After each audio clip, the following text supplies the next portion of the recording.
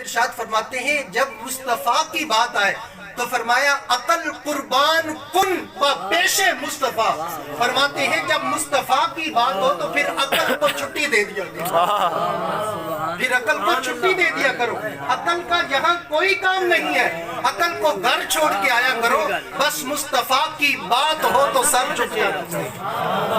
نعرہ تکبیر، اللہ اکبر، نعرہ تکبیر، اللہ اکبر، نعرہ رسالت، یا رسول اللہ، نعرہ حیدری، یا علی، نعرہ غوثیہ، یا غوثیہ. سبحان اللہ، واہ واہ واہ. تو عقل کو فرمایا چھٹی دے دیا کرو. جب مصطفیٰ کی بات آ جائے تو پھر بس عقل کی نہیں پھر مصطفیٰ کی مانو.